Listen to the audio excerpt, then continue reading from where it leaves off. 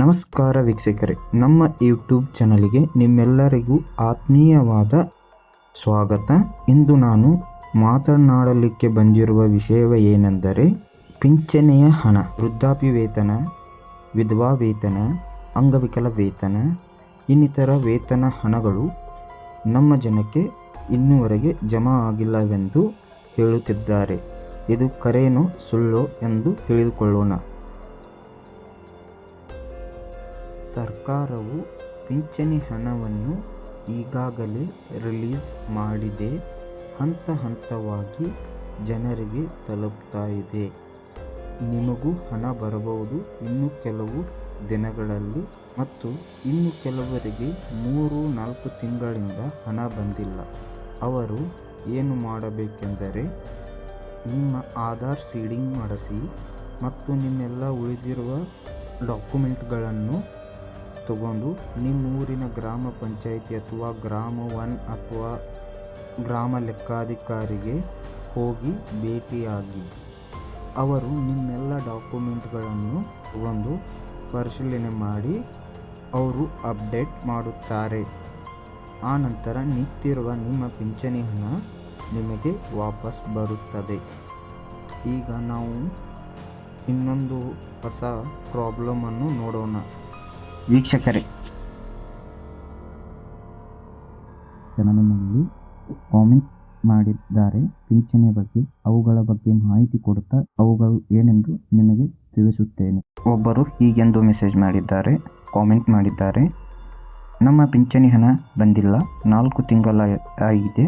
ನೆಲಮಂಗಲ ತಾಲೂಕು, ದಯವಿಟ್ಟು ಯಾಕೆ ಬಂದಿಲ್ಲ ಮಾಹಿತಿ ಕೊಡಿ ಎಂದು ಹೇಳುತ್ತಿದ್ದಾರೆ.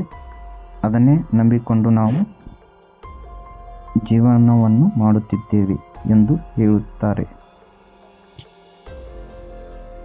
ಇವರಿಗೆ ನಾನು ಹೇಳುವುದೇನೆಂದರೆ, ನೀವು ಮಾಡಬೇಕಾಗಿದ್ದು ಎಷ್ಟೇ, ನಿಮ್ಮ ಪಿಂಚಣಿಯ ಯಾವುದರ ಬಗ್ಗೆ ಬರುತ್ತಿದೆ ಅಂದರೆ ವೃದ್ಧಾಪ್ಯ ವೇತನ, ಅಂಗವಿಕಲ ವೇತನ, ಇನ್ನಿತರ ವೇತನಗಳಿಂದ ಬರುತ್ತಿದ್ದರೆ ನೀವು ಅದಕ್ಕೆ ಸಂಬಂಧಪಟ್ಟ ಹಾಗೆ documents, it means Aadhaar card, PAN card, ration card, caste income, ಮತ್ತು ನೀವು ಯಾವ ರೀಜನಿಗೆ ಏಜ್ ಮೇಲಾಗಿದ್ದಂದ್ರೆ ಏಜ್ ಸರ್ಟಿಫಿಕೇಟ್, ಹೀಗೆ ಅದಕ್ಕೆ ಸಂಬಂಧಪಟ್ಟ ಹಾಗೆ ಡಾಕ್ಯುಮೆಂಟ್ಸ್ಗಳನ್ನು ತಗೊಂಡು ನಿಮ್ಮ ಊರಿನ ಗ್ರಾಮ ಲೆಕ್ಕಾಧಿಕಾರಿ, ಅಂದರೆ ನಮ್ಮ ಭಾಷೆಯಲ್ಲಿ ಹೇಳೋದಾದರೆ ತಲಾಟಿ ಅಂತ ಇರುತ್ತಾರೆ, ಅವರಿಗೆ ಹೋಗಿ ಭೇಟಿಯಾಗಬೇಕು.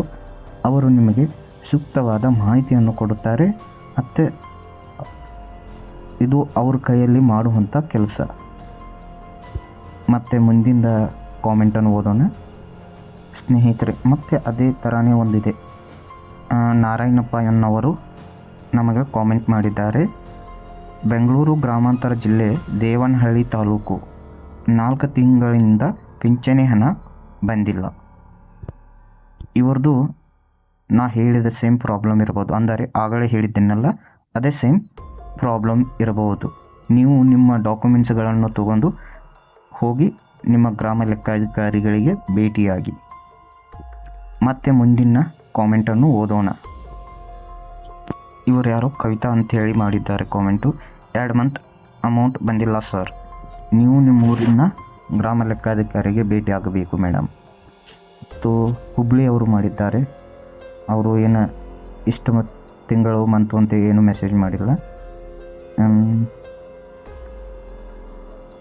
ದೇವೇಂದ್ರ, ಜುಲೈ ತಿಂಗಳ ಹಣ ಬಂದಿಲ್ಲ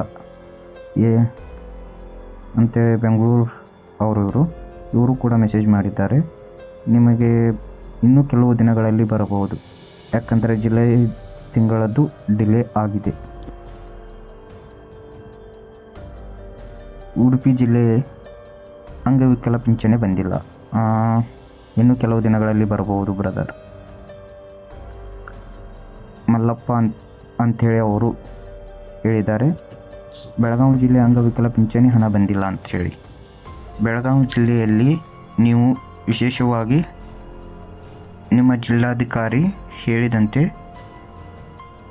1 ಲಕ್ಷ ಸಮಥಿಂಗ್ ನಿಮ್ಮ ಊರಲ್ಲಿ, ಅಂದರೆ ಬೆಳಗಾವಿ ಜಿಲ್ಲೆಯಲ್ಲಿ ಅಕೌಂಟ್ಗಳನ್ನು ಹೋಲ್ಡ್ ಮಾಡಲಾಗಿದೆ ಎಂದಿದ್ದಾರೆ. ನೀವು ನಿಮ್ಮೂರಿನ ಗ್ರಾಮ ಲೆಕ್ಕಾಧಿಕಾರಿಗೆ ಭೇಟಿಯಾಗಿ ಸಂಪೂರ್ಣ ಮಾಹಿತಿಯನ್ನು ತೆಗೆದುಕೊಳ್ಳಿ. ದಾವಣಗೆರೆಯಿಂದ ಒಬ್ಬರು ಮೆಸೇಜ್ ಮಾಡಿದ್ದಾರೆ. ಇವ್ರು ಯಾರು, ಸಿದ್ದಪ್ಪ ಅಂತೇಳಿ ಮೆಸೇಜ್ ಮಾಡಿದ್ದಾರೆ. Today I have received. Okay sir, ಮಂಡ್ಯದವರು. ಇವರಿಗೆ ಬಂದಿದೆ ಅಂತೇಳಿ ಹಣ ಹೇಳಿದ್ದಾರೆ. ನೋಡಿ ಜನರೇ, ಹೀಗೆ 108 ಪ್ರಾಬ್ಲಮ್ ಇರುತ್ತದೆ. ನಿಮಗೆ ಯಾವ ಪ್ರಾಬ್ಲಮ್ ಇದೆ ಎಂದು ನಮಗೆ ತಿಳಿಸಿ, ಅದರ ಬಗ್ಗೆ ನಾನು ಮಾಹಿತಿಯನ್ನು ಹೇಳುತ್ತೇನೆ ನನಗೆ ತಿಳಿದಷ್ಟು.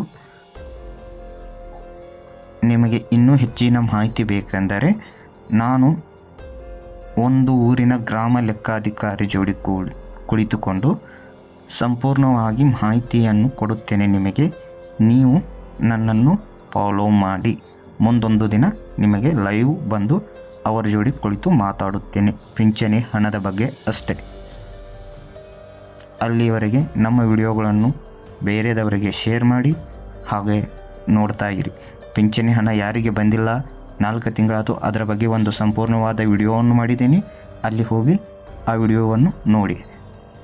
ಮತ್ತು ಈ ವಿಡಿಯೋವನ್ನು ಇಲ್ಲಿಗೆ ಮುಗಿಸ್ತಾ ಇದ್ದೀನಿ. ಜೈ ಹಿಂದ್, ಜೈ ಕರ್ನಾಟಕ.